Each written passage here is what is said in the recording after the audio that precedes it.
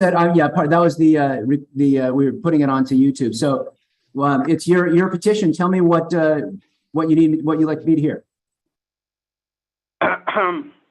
Well, I'm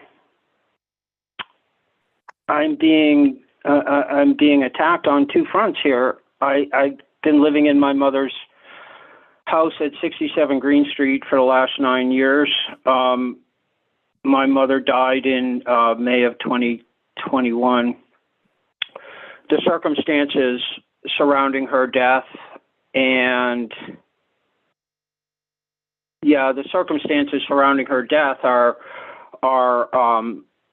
the subject of a big dispute between myself and my sister over the house. My mother executed a deed, a life estate to herself, the remainder to me.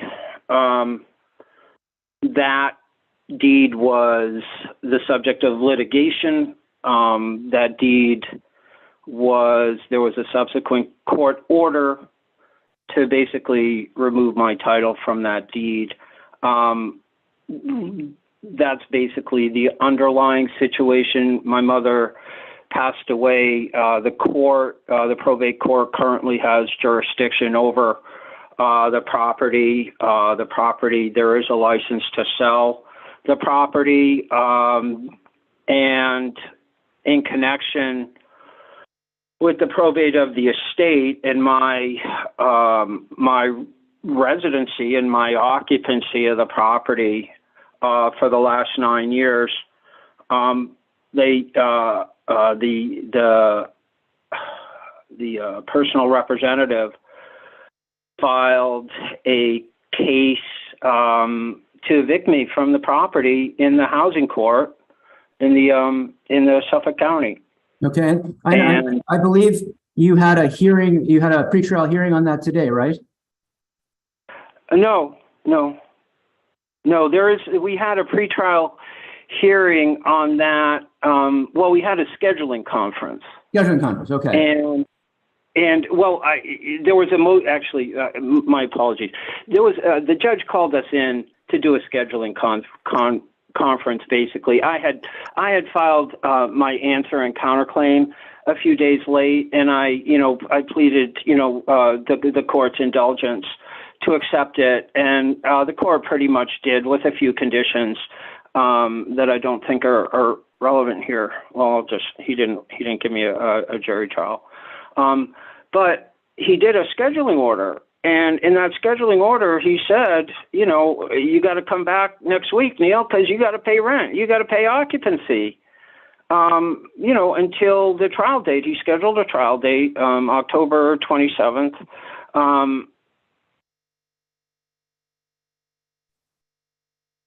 That's all I want. The day that I went to the housing court to have the conference about the order, the scheduling order, the case management order, on that very same day, they were in the probate court taking out the subject order against me here. And there was no injunctive. There was no motion for injunction. Neil has to have this. Neil has to do this. Neil has to do this. It was just a general petition for the sale of the property. And I'm in the housing court, and they're making orders and plans to do orders against me. But the judge in the housing court is making these orders. Let me ask you just the order in the probate matter. I basically think that there's two basic parts of that order. One of them is for you to cooperate with the sale of the unit, and the other one is that if you don't cooperate, you should leave, right? And I gave a temporary stay of that second part. So are you objecting to the first part? Yes. And why is that? It's an order. I mean, it's an imposition on my tenancy, on my occupancy. They're asking me to not occupy the property at certain times, and they're asking me to take certain actions that are contrary to my occupancy rights on the property.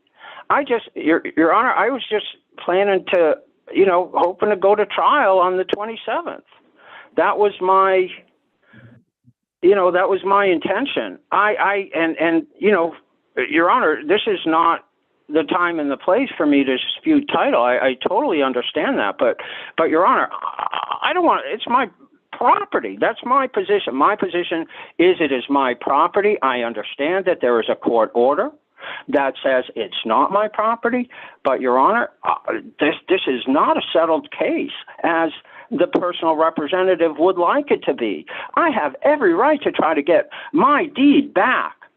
That was, Your Honor, all I would do is point to paragraph 4 of the opposition that the personal representative submitted. And it said, prior to the decedent's death, the decedent's son, Neil Roberts, fraudulently transferred his mother's condominium to himself. Your Honor, how did I do that? How did I fraudulently transfer my mother's condominium to myself? Right. You said, I see you guys are both saying that each other fraudulently. Then they say that you fraudulently transferred yourself, and you say they fraudulently got a deed back to your mother. And I suppose that's going to be one of your defenses at the summary process, right? That's correct, Your Honor. Was it? But like I said, Your Honor, I don't want to. It's a rabbit hole that I just submit that we don't need to go down in this proceeding here. So let me just, if I can summarize, right? So your contention is that you don't have a half interest in the property, that it went outside of the will, and that you have a full interest in the property. That's your property, essentially, is your argument. Yeah, but that's for another day, Your Honor. I mean, I'm just giving you my position. If you ask me a question, well, Neil, why don't you want to sell the property? Well, I don't want to sell it. It's my position. It's my property. It's a two-family property. My sister has the upstairs, and my mother left me the downstairs. But like I said, Your Honor, this is a battle. This is a horse that I'm not going to ask you to get on that. That's not part of this, Your Honor. I just, if I could, I would just point you back to the number 4 and the fraud issues. The fraud issues are not something I would even ask you to look at, Your Honor. Or for you to take a look at a fraud issue of this underlying case, Your Honor, I would not do that. Your Honor, the only thing I would ask you to look at is just the second sentence in paragraph number 4 of the opposition. The matter was transferred from the land court to the fiduciary litigation section of the Norfolk Probate and Family Court. Well, how did they do that? I filed a case for asking for a declaratory judgment just about a month after my mother signed the deed. At that point, I was prepared to have my mother go to court and testify and let's have this, let's litigate this matter. Okay, you want to know if my mother wanted what her mental, ask her, examine her. Your Honor, if I may just regress for 1 minute. Your Honor, there's a case at the Supreme Judicial Court by the same name that was my land court case, and it's called Roberts versus Roberts. And it was my father, Gerald Roberts, against my uncle, Jason Roberts, and it had to do with a piece of property that my grandparents had executed a will, leaving their property 50-50 between my uncle and my father. Well, I interrupt you, Mr. Roberts. Since you're not on the video, there's one. You got about 1 minute left, so if you could wrap up. Your Honor, at that case, I took it up to the SJC. It had to do with my father. It had to do with and the deed, and my grandfather was dead. And I said, Your Honor, every time you come up with one of these cases, the person is not going to be there to testify. Your Honor, in this case, all I'm asked, there is a res judicata issue. There is an issue about my occupancy of this property, and the order of the probate court is it conflicts with that. And in order to have the proper administration of justice, the court, the housing court they have given up jurisdiction of my occupancy to the housing court. The housing court has orders in place, and I would just I would respectfully request that that this court maintain those orders, and that order is that I have occupancy of the property according to the basic rules of tenancy. Okay. Thank you, Your Honor. Thank you, Mr. Roberts. And I mean, I'll give you, so listen to Attorney Connolly, and I'll give you, a brief opportunity to respond, which is not what we do in the appeals court, but I'm doing it here. So, but Attorney Connolly, and like, the one thing that, you can address anything you want, but the one thing that particularly I want to know is, you properly, it seems to me, filed an action in the housing court for summary process. And it seems like the order in the probate court is in the nature of something like, a trespass, which the law is pretty clear. That's not how you get people out of property. So for me, that's the sticking point. Yes, and thank you, Your Honor. I will skip ahead to that point to try to address that. The housing court has not issued any rulings as far as what Mr. Roberts' status is in the property, whether he is a tenant, whether he's a licensee. That has not been decided. There is the trial that's scheduled for October 25th. This morning in the housing court, there was a pretrial conference and a motion to dismiss Mr. Roberts' counterclaim. Mr. Roberts didn't appear at the housing court this morning. It was another attorney that was there. It wasn't myself. And that counterclaim was dismissed. So as of this point, it's just the summary process action that is scheduled for a trial on October 25th. At the same time, though, Your Honor, I'm sorry, what was the basis for the dismissal of the counterclaim? Because he just failed to appear today. So it's defaulted. Correct. What I have asked that the probate court do is allow me as the personal representative to do what I need to do to marshal the assets and sell the only asset of the property, the only asset of the estate. There are not only numerous creditors that are waiting to be paid, but what makes it even more difficult in this case is this property is in foreclosure. In fact, I had to seek an injunction to stop the bank from doing a public auction several months ago. And the probate court has stayed that.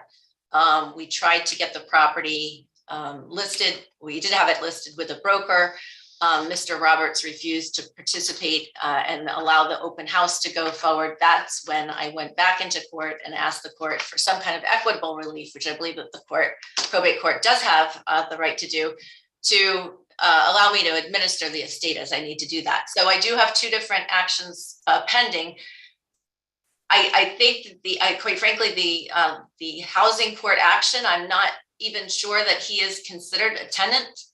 So I filed that action as kind of an additional protection for the estate, so that if he was somehow deemed a tenant, which I don't hear him arguing today, I hear him arguing that he's actually the owner of the entire property. But that is his argument. But he's to some extent the half owner, right?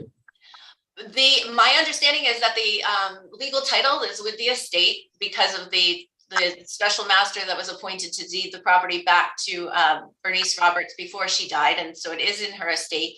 And then I think the two beneficiaries, who are Susan Roberts and Neil Roberts, have an equitable title in the property. I suppose, and I'm not trying to ask the probate court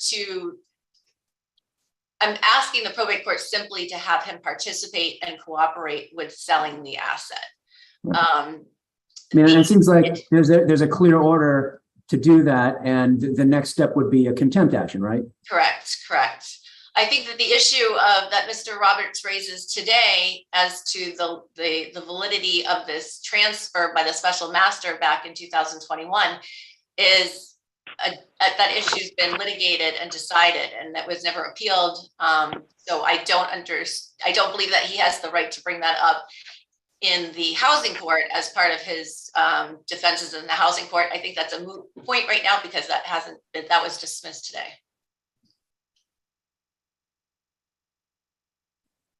Anything else you want to inform me about? No, Your Honor, I think that the probate court has the equitable power to issue the order that it did so that he cooperates with the personal representative. Mr. Roberts had argued in his written brief to the court that there was no notice given, but I think if you take a look at the exhibits that I've produced to the court, you'll see that I did file a separate petition, a citation was issued, a hearing was held, he was given notice, it was published in the newspaper that the court required it to be published in.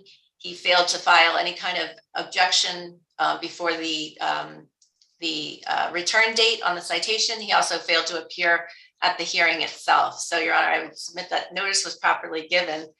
And the last part of this would be that, again, I think that the issue of whether or not he has title is not a ripe issue anymore. That's been decided. It's already been litigated. That's an issue of raised judicata.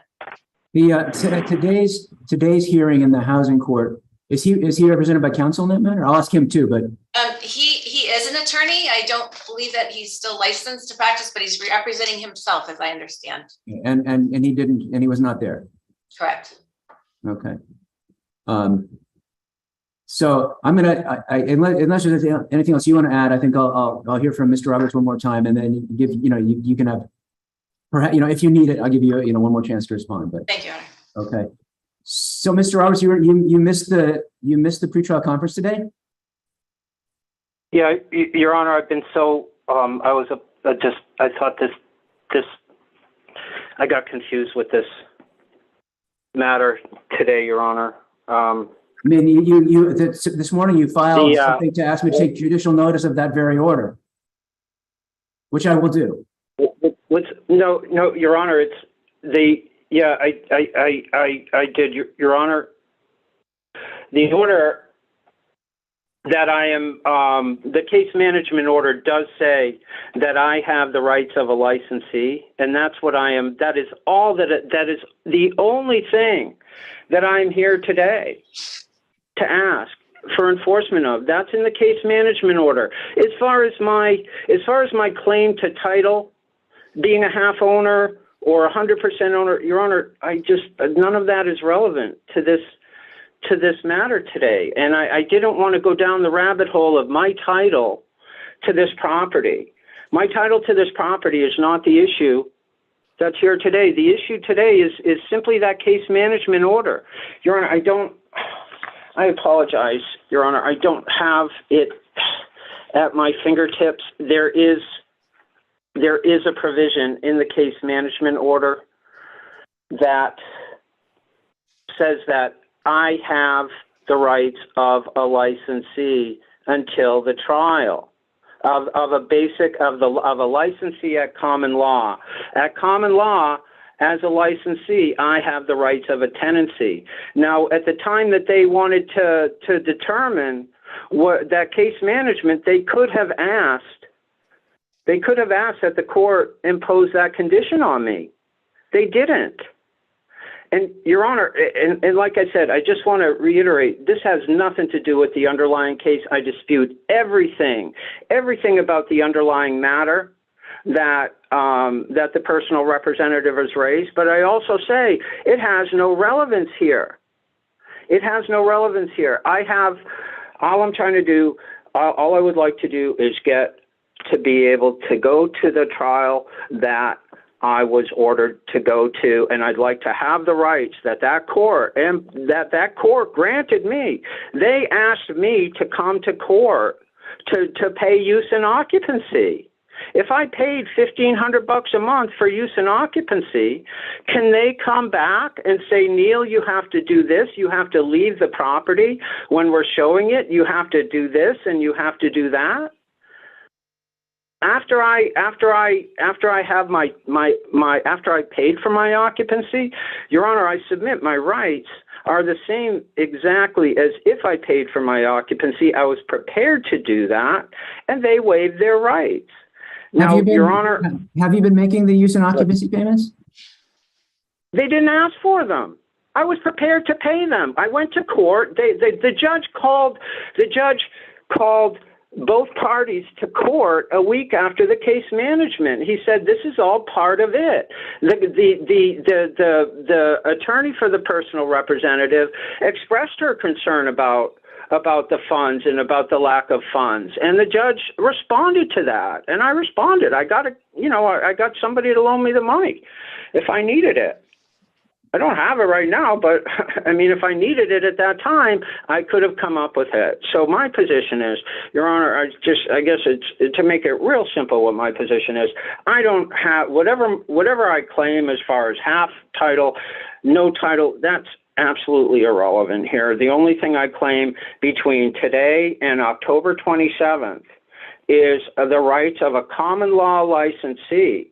And those rights of a common law licensee are being, interfered with and by the court order, a very vague court order requiring some sort of cooperation.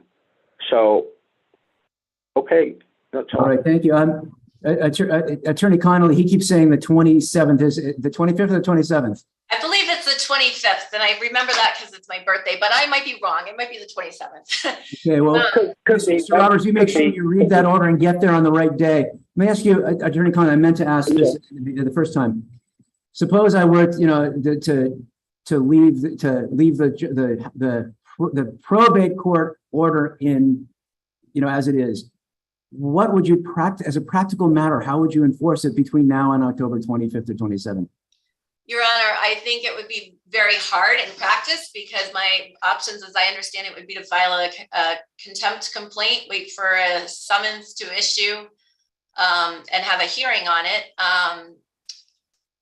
I think that I'm not requesting that his October 25th or 27th trial date be postponed, but I think it's important that he seems to be, Mr. Roberts seems to be stating that he's been given some kind of title as a licensee by the housing court, which I dispute. But even if that were the case, a licensee does not hold title to the property and the licensee does not have right to possession. So there's nothing inconsistent with what he has interpreted the housing court to have stated and what I'm seeking as equitable relief in the probate court.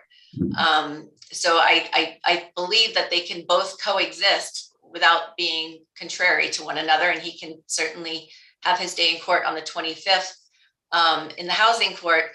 But at the same time, as a licensee, he does not have permission to stay there. He does not have permission for possession.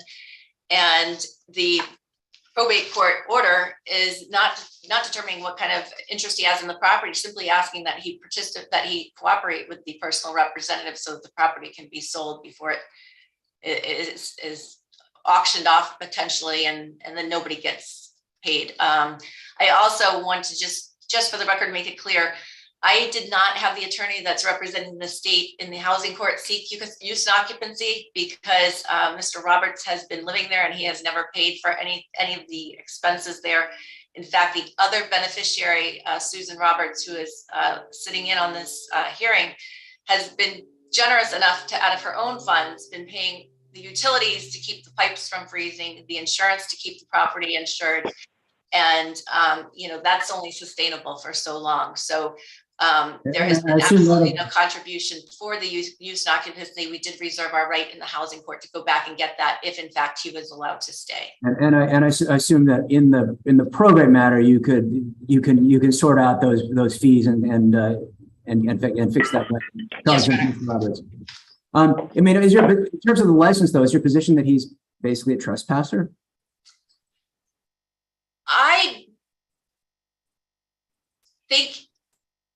I don't know how I'd articulate it, whether he's a trespasser or a licensee. I think in either case, he still does not have the right to be in possession of the property, whichever way you want to articulate it. I don't know that it really matters what the label is, as long as he doesn't have a right to possession, because I think at this point, the estate I have my fiduciary obligation to get this property sold at the highest price as soon as possible. The reverse mortgage certainly just keeps on growing. I think it's at $850,000 right now. So I don't think it really ultimately matters whether he is a trespasser or a licensee. I don't think under either situation, he has the right to be there. Okay. So I apologize. I do have to jump off and get to some other matters. So, but I appreciate you all for calling in, and I will take this under advisement to get you something out as soon as I can. Thank you, Your Honor. Thank you. Thank you, Your Honor.